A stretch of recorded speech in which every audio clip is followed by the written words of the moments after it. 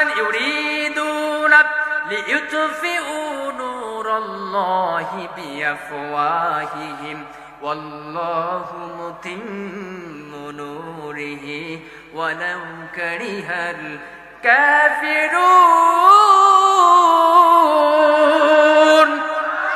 আল্লাহ বলেছেন তারা চায় মুখের ফুৎকার দিয়ে আমার ইসলামকে নিভিয়ে দিতে, কিন্তু আমি রব নিজেই আমার ইসলামকে প্রতিষ্ঠিত করার দায়িত্ব নিয়েছি। আপনজনেরা আমার, চৈত মাসের দিন গরম কম না বেশি?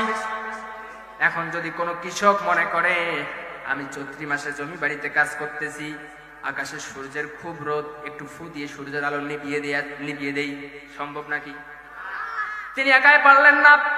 করিমের খামারের সব লোককে ডাক দিলেন, করিমের খামারবাসী আসেন, আজকে সূর্যের খুব তাপ, একটুখানি ফুৎকার দিয়ে সূর্যের তাপটাকে আমরা কমিয়ে দিতে চাই।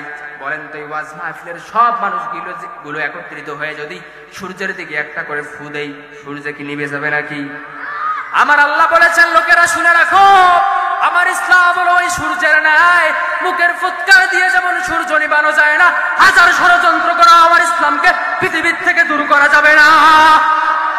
আমার ইসলামকে প্রতিষ্ঠিত করবার জন্য আমার আল্লাহ জানিয়ে দিয়েছেন, হুয়াল্লাযী আরসালা রাসূলাহু বিল হুদা ওয়া দীনিল হাক্কি লিইযহিরাহু আলাদ-দীনি কুল্লিহি ওয়ালাউ কারিহাল মুশরিকুন।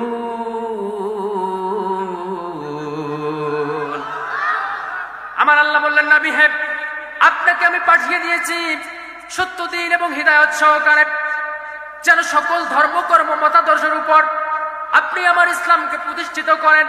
এতে যদিও মুশরিকরা অপছন্দ করে, আমার ভাইয়েরা, তারা নেয়াত আমাদেরকে শিক্ষা দিচ্ছে, আমরা যারা ইসলামকে, কোরআনকে সংসদ পর্যন্ত পৌঁছিয়ে দিতে যাই, যারা এর বিরোধিতা করে, তারা নামে মুসলমান হলেও তলে তলে তারা মুশরিক। কথা বলেন ঠিক কিনা?